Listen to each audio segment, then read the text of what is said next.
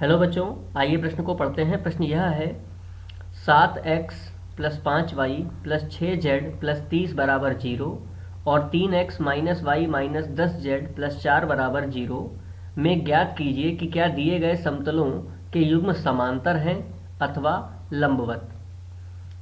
और उस स्थिति में जब ये ना तो समांतर हैं और ना ही लंबवत, तो इनके बीच का कोण ज्ञात कीजिए। आइए सर्वप्रथम प्रश्न की मुख्य अवधारणा को जान लेते हैं। मुख्य अवधारणा। देखिए, यदि हमें दो समतलों के समीकरण दिए जाएं, मान लेते हैं कि समतल के समीकरण है a1x plus b1y plus c1z बराबर 0 तथा दूसरा समीकरण है a2x plus b2y plus c2z बराबर 0। ये दो समतल के समीकरण दे रखे हैं, तो इनके दिक् अनुपात क्रमशः a1, b1, c1 तथा दूसरे समतल के दिक् अनुपात a2, b2, c2 होंगे। तो यदि ये समांतर हैं, ये समतल यदि समांतर होंगे, तो समांतर होने के लिए प्रतिबंध क्या होता है? a1 बटे a2 बराबर होगा b1 बटे b2 बराबर होगा c1 बटे c2 के। तथा यदि ये लंबवत हैं तो इनके लिए शर्त होगी a1 a2 plus b1 b2 plus c1 c2 बराबर 0। और यदि ये ना तो समांतर हो ना ही लंबवत हो, तो इनके बीच का कोण ज्ञात करने के लिए हम निम्न सूत्र का प्रयोग करेंगे।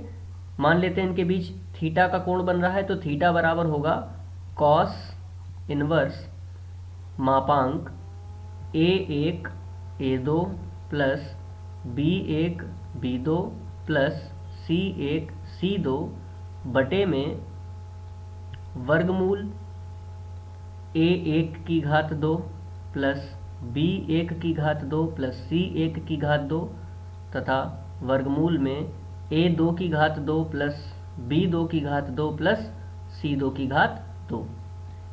इस आधार पर हम इनके बीच का कोण निकाल सकते हैं।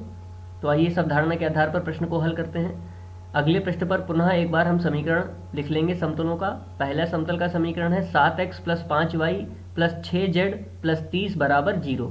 तो यदि हम इनकी समतल के समीकरण से तुलना करें, तो हमें इसके दिक् अनुपात क्या मिलेंगे? a1 का मान होगा 7, b1 का मान होगा 5 तथा c1 का मान होगा 6। तो इसको लिख लेते हैं अगले पृष्ठ पर। a1 बराबर 7, b1 बराबर 5 तथा c1 बराबर 6। इसी प्रकार दूसरे समतल के समीकरण से a2, b2 और c2 के मान लिख लेते हैं। तो a2 का मान है 3, a2 बराबर हो गया 3, b2 बराबर कितना है? -1 और c2 बराबर होगा -10। इस प्रकार हमें सभी मान मिल चुके हैं। अब पहली शर्त हम देख लेते हैं, पहली शर्त की जांच कर लेते हैं। a1 बटे a2 बराबर b1 बटे b2 बराबर c1 बटे c2 होना चाहिए। तो देखिए a1 बटे a2 कितना हो जाएगा? 7 बटे 3 और b1 बटे b2 कितना हो जाएगा? 5 बटे -1। तो ये दोनों तो बराबर नहीं आ रहे हैं, अतः ये समांतर नहीं होंगे, समांतर नहीं है। अब दूसरी शर्त देख लेते हैं। दूसरी शर्त क्या है? दूसरी शर्त है a1 a2 plus b1 b2 plus c1 c2 बराबर 0 होना चाहिए। यदि यह होता है तो यह लंबवत होंगे।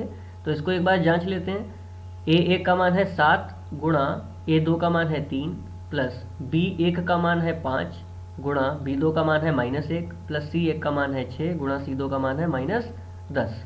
तो 7 3 कितना हो गया? 21। माइनस का ये हो गया, प्लस माइनस माइनस होता है, तो 5 एकम 5 माइनस 6 दाम 60। तो यहाँ पर भी हम देख पा रहे हैं कि 0 नहीं आएगा, 0 नहीं आएगा, अतः ये लंबवत भी नहीं है, लंबवत नहीं है।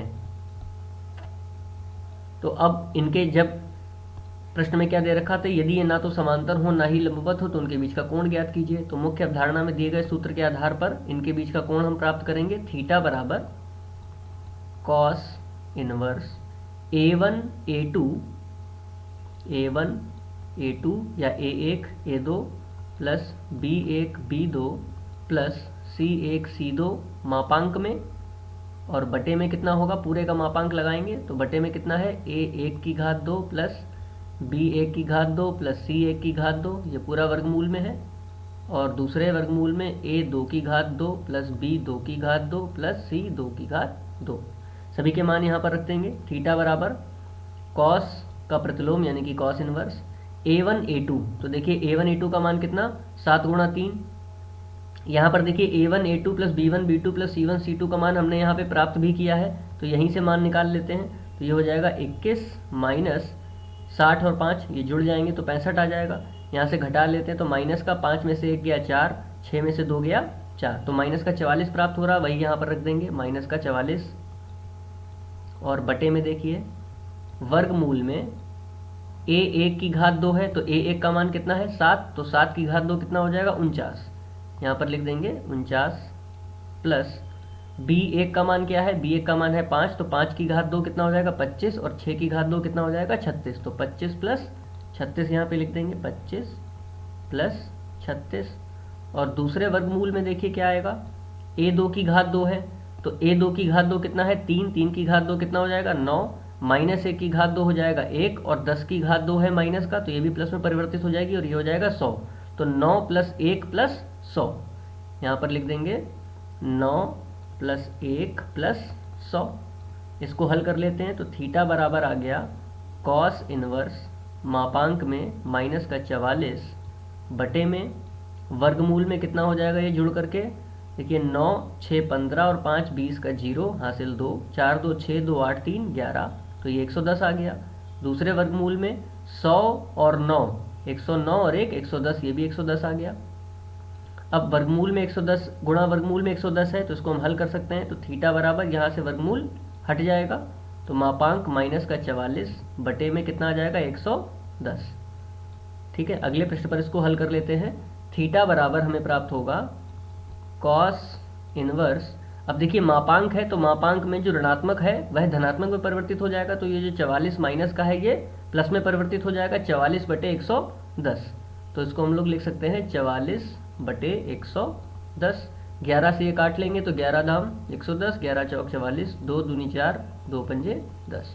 तो थीटा का अभीष्ट मान हमें प्राप्त होगा इन दोनों के बीच का कोण कॉस इनवर्स 2/5। ये थीटा का मान इनके बीच, इन दोनों समतलों के बीच का कोण होगा। मुख्य अवधारणा के आधार पर यह दिए गए प्रश्न का उपयुक्त उत्तर है। आशा करते हैं आपको समझ में आया होगा। धन्यवाद।